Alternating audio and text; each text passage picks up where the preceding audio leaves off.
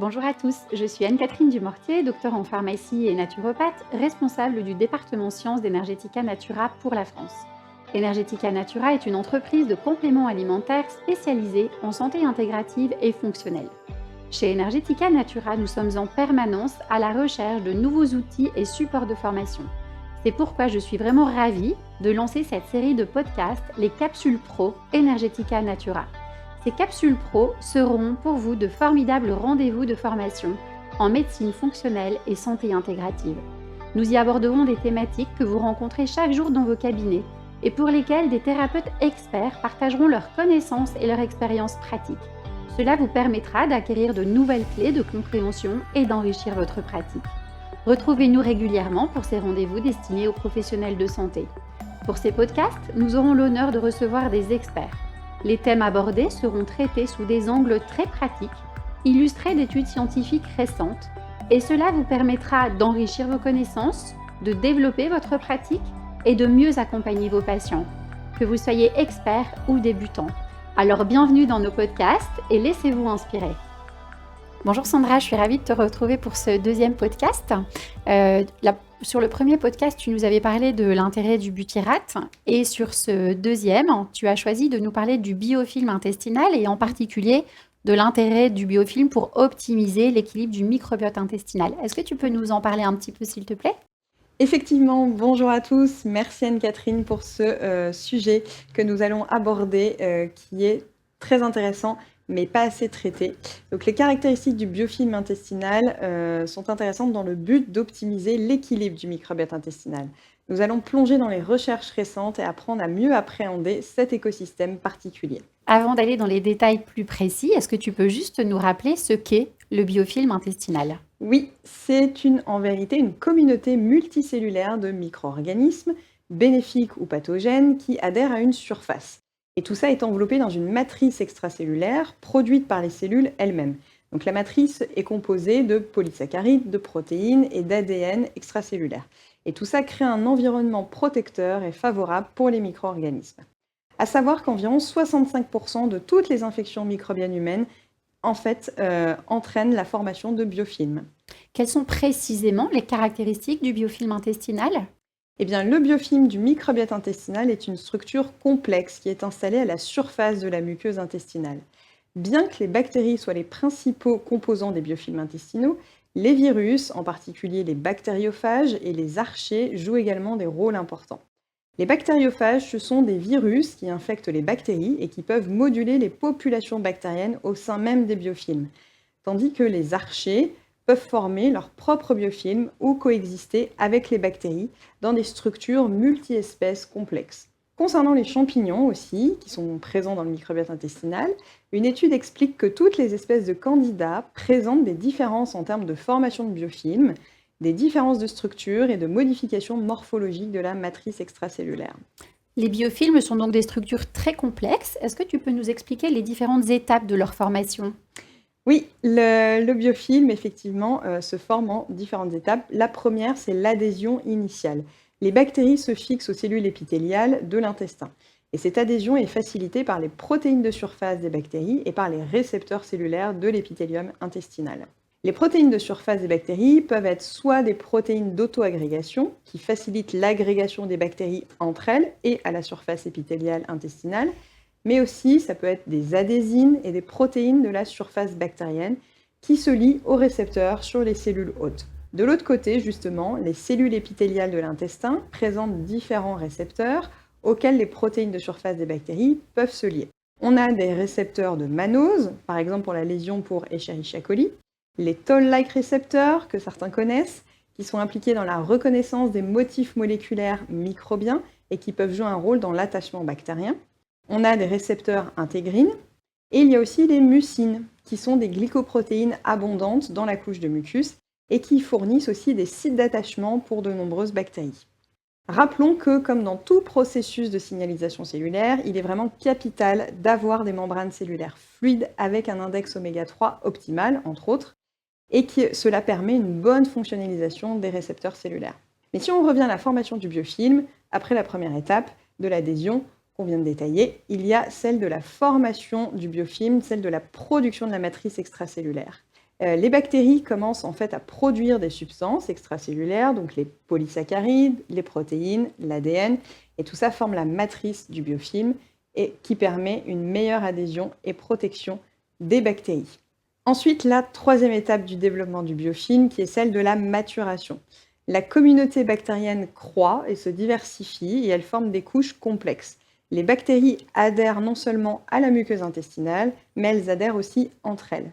Les bactéries utilisent des systèmes de signalisation comme le quorum sensing pour communiquer et coordonner leurs activités, ce qui favorise la stabilité et la fonctionnalité du biofilm. Le biofilm du microbiote intestinal continue à évoluer et à se stabiliser et atteint une composition relativement stable vers l'âge de 2 à 3 ans. La dernière étape à signaler, c'est qu'il peut y avoir un détachement et une dispersion du biofilm. En effet, des parties du biofilm peuvent se détacher pour coloniser d'autres zones de l'intestin ou d'autres zones de l'organisme à distance via un passage systémique. Et en pratique, quels sont les rôles et les fonctions du biofilm intestinal? Eh bien, il a différentes fonctions. Premièrement, le rôle de protection. Le biofilm protège les bactéries contre les agents microbiens et contre le système immunitaire de l'hôte. Il a un rôle aussi de communication et de coopération pour les bactéries, puisqu'elles peuvent échanger entre elles des nutriments et des signaux chimiques. Troisièmement, il permet une résistance au stress extérieur, puisqu'il assure une protection accrue contre les conditions environnementales qui peuvent être défavorables. Dernièrement, cela permet une interaction avec l'hôte, puisque les bactéries du biofilm peuvent interagir avec les cellules de l'organisme, notamment intestinales, ce qui influence les processus comme la régulation de la perméabilité intestinale, la modulation des réponses immunitaires et encore la digestion. Est-ce qu'il existe des interactions entre le biofilm intestinal et le mucus? Oui, bien sûr, comme nous l'avons déjà évoqué, le mucus et le biofilm vont travailler en cohésion. Le mucus sert de support physique en réalité pour le biofilm. Il permet aux bactéries de s'y adhérer. Les bactéries se fixent sur les mucines et s'organisent en biofilm. L'hydratation adéquate du mucus est donc essentielle, et du biofilm aussi, pour maintenir la consistance justement du mucus intestinal. Le mucus fournit aussi des nutriments aux bactéries, comme les mucines dégradées, les polysaccharides ou d'autres composants. En retour, les bactéries du biofilm peuvent métaboliser ces composants pour produire des métabolites bénéfiques, comme les acides gras à chaîne courte et notamment notre fameux butyrate. Le mucus et le biofilm forment ensemble une barrière physique qui protège les cellules épithéliales contre les pathogènes et contre les toxines. Le biofilm, s'il est eubiotique, peut également empêcher l'adhésion et l'invasion des pathogènes en occupant les sites d'adhésion et en produisant des substances antimicrobiennes. C'est un véritable bouclier dans une guerre de territoire par compétition. Il est aussi nécessaire d'insister sur l'importance d'avoir une couche de mucus de qualité, et celle-ci est dépendante de différents facteurs que l'on a déjà évoqués, mais aussi dans la pratique, ne pas oublier de rechercher la mutation de la fucosyltransférase 2 par analyse génomique et de ce que l'on nomme communément le gène FUT2. Donc pour rappel, si le gène codant pour l'enzyme fucosyltransférase 2 est homozygote non sécréteur, c'est-à-dire qu'il comprend une mutation sur chaque allèle, la personne concernée ne produira jamais un mucus de qualité au niveau de l'épithélium intestinal. Et ceci est d'autant valable pour toutes les autres muqueuses de l'organisme, que ce soit bronchique ou vaginale notamment. Et il n'est pas rare de retrouver chez ces patients des récurrences infectieuses comme des cystites, des mycoses vaginales, des bronchites, pouvant même aller jusqu'à des problèmes de fertilité. Et donc, bien évidemment, cela en fait des sujets beaucoup plus exposés aux dysbioses de leurs différents microbiotes, par instabilité de construction de biofilms eubiotiques dès leurs premiers mois de vie. Il est donc judicieux pour ces patients de leur prescrire tous les micronutriments nécessaires à l'optimisation de la construction d'un mucus de qualité qui est malheureusement génétiquement manquant. Est-ce qu'on peut comparer structurellement le biofilm eubiotique et les biofilms pathogènes? Existe-t-il des différences entre ces deux types de biofilms? Et oui, il y a quand même des différences caractéristiques qu'on va pouvoir évoquer justement. Les biofilms eubiotiques sont caractérisés par une grande diversité microbienne. Ils sont bien organisés, ils forment des structures multicouches complexes. La matrice extracellulaire est riche en polysaccharides, en protéines, en ADN extracellulaire, ce qui facilite les interactions cellulaires et la stabilité du biofilm. Les bactéries bénéfiques utilisent des adhésines spécifiques pour se fixer aux cellules épithéliales et aux mucines sans endommager l'hôte. À la différence, justement, les biofilms pathogènes présentent souvent une diversité microbienne réduite Ils sont souvent moins structurés, ils peuvent présenter une organisation plus lâche. Cependant, certains pathogènes peuvent former des structures très résistantes et bien organisées pour résister au traitement, justement. Donc, les biofilms pathogènes peuvent aussi dégrader la barrière de mucus, endommager les cellules épithéliales intestinales et donc favoriser l'inflammation. Est-ce qu'il existe, Sandra, des bilans spécifiques pour analyser les caractéristiques du biofilm, du microbiote intestinal? Eh bien oui, plusieurs études ont démontré que l'analyse des caractéristiques du biofilm bactérien avant de traiter les infections apporte une vraie plus-value significative. Ces analyses permettent de personnaliser les traitements, d'améliorer leur efficacité et de réduire leur potentielle résistance. Différentes techniques d'analyse sont possibles et en voici quelques-unes qui m'ont paru intéressantes. Nous avons la microscopie confocale à balayage laser qui permet de visualiser et de quantifier la structure tridimensionnelle du biofilm. On a aussi la spectroscopie qui est utilisée pour analyser la composition chimique de la matrice extracellulaire du biofilm.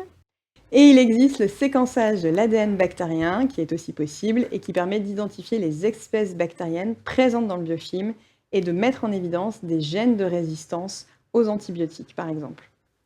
En quoi le traitement des biofilms pathogènes, Sandra, est tout autant important à maîtriser que le traitement des pathogènes directement? Eh bien, puisque le traitement du biofilm va permettre d'éviter la résistance aux antibiotiques.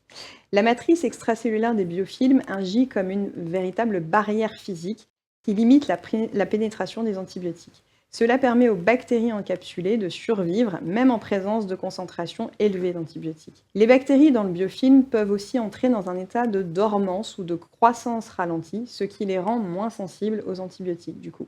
Et dans ces cas précis, il est judicieux d'abord de traiter ou d'adjoindre un traitement antibiofilm, ce qui permettra au traitement bactéricide d'agir correctement.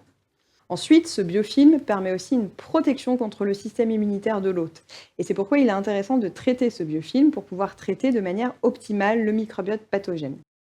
Alors, en détail, les biofilms protègent les bactéries contre les cellules immunitaires de l'hôte, comme les phagocytes. Les bactéries encapsulées dans la matrice sont moins susceptibles d'être détectées et éliminées par le système immunitaire. La présence de biofilms peut déclencher une réponse inflammatoire chronique, ce qui contribue aussi à des dommages tissulaires et à des pathologies telles que les MICI. Même après un traitement antibiotique, les biofilms peuvent persister et permettre la récurrence de l'infection une fois que le traitement est arrêté. Et ils peuvent aussi faciliter, les biofilms, le transfert horizontal de gènes entre différentes espèces bactériennes, y compris les gènes qui confèrent une résistance aux antibiotiques. Est-ce que certains traitements plus naturels que les antibiotiques ont montré leur efficacité pour se débarrasser des biofilms pathogènes? Et oui, et c'est là toute l'utilité en pratique. Nous avons des huiles essentielles qui peuvent être intéressantes, comme la cannelle ou l'origan, qui ont des propriétés anti-biofilms et antimicrobiennes. Il y a aussi certaines souches probiotiques, comme le Lactobacillus rhamnosus GG. D'ailleurs, une étude a démontré que cette souche probiotique pouvait inhiber la formation de biofilms par des pathogènes opportunistes dans l'intestin humain. Le Saccharomyces boulardii a aussi montré son efficacité sur la capacité à interférer avec la formation de biofilms de Candida albicans, notamment sur les entérocytes.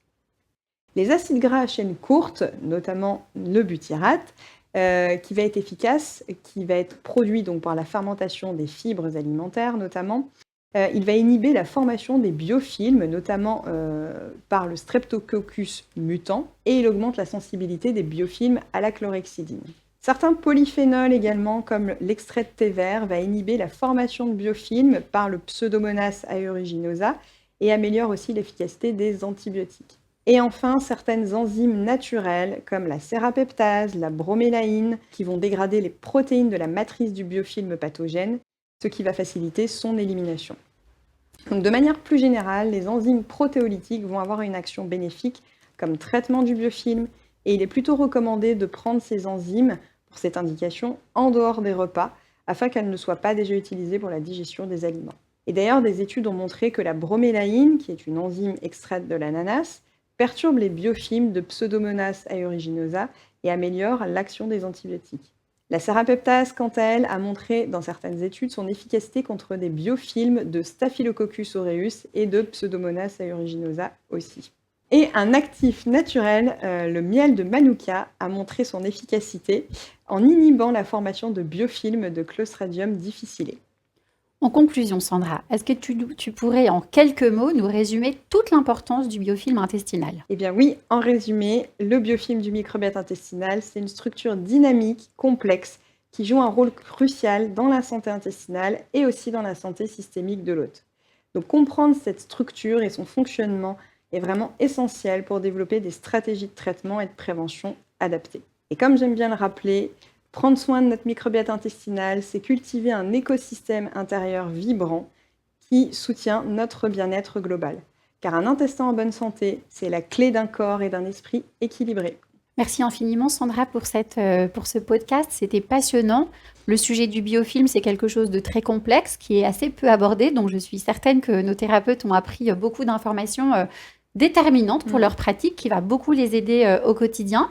Je vous invite pour un prochain live, le 15 octobre, on retrouvera le docteur Julien Puchois, avec lequel nous aborderons une thématique tout autre, l'équilibre hormonal. En cliquant sur le lien ci-dessous, vous pourrez revoir ce podcast.